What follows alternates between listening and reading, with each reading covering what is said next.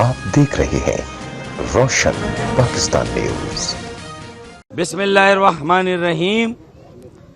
इंतहाई काबिल एहतराम अहालियाने और मुतासरीने चिश्ती नगर गुलिस्तान जौहर और मेरे मोअज़्ज़िज़ मीडिया के दोस्तों साथियों, अस्सलाम वालेकुम।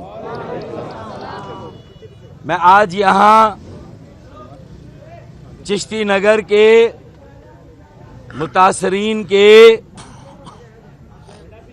धरने और मुजाहरे में इसलिए शरीक हो रहा हूँ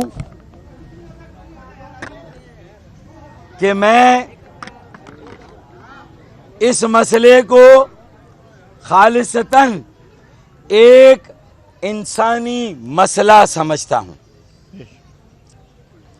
और मसले को समझे बगैर, उसके पसे मंजर को जाने बगैर अगर यहाँ पर जो लोग आबाद हैं, बस गए हैं, अपनी जिंदगी को आगे बढ़ा रहे हैं और 1300 के करीब कम से कम घर हैं यहाँ पर, 5000 से ज्यादा आबादी है।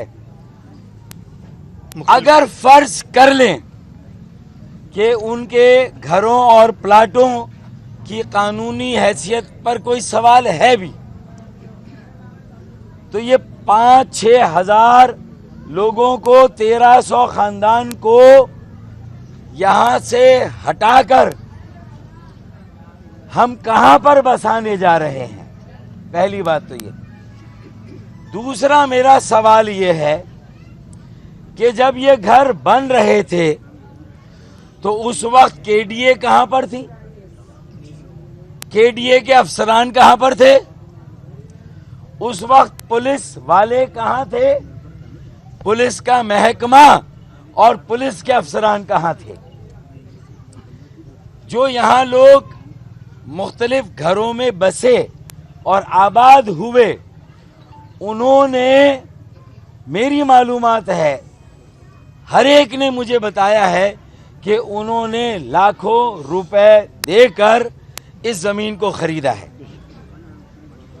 देखें, मैं इन मुतासरीन के सामने इस हकीकत का एतराफ़ भी करूंगा कि मेरे पास वो लोग भी आए हैं जिनके पास यहाँ के प्लाटों के कागजात भी हैं, केडीए के, वो भी मेरे पास आए हैं। और किसी के पास 87 के कागजात हैं, किसी के पास 90 के हैं, किसी के पास 95 और 2000 के हैं।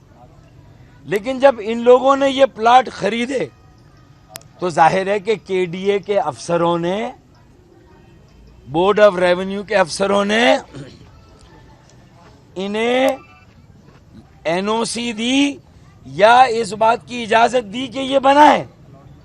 बिल्कुल सही है, चलान दिए, चलान दिए, रेगुलाइज किया, चलान दिए, रेगुलराइज किया, समरी अप्रूव्ड।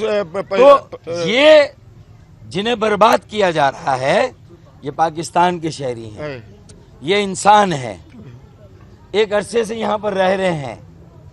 मेरी हमदर्दियां उनके साथ भी हैं जिनके प्लाटों को लैंड ग्रैबर्स ने कब्जा करके इन गरीबों को, मिडिल क्लास लोगों को, मुतवसत तबके के नौकरी पेशा लोगों को, जिन्होंने रिटायरमेंट पर अपनी सारी जमा पूंजी यहाँ पर लगा दी। अब बताएं, ये इंसानी मसला नहीं है तो क्या है?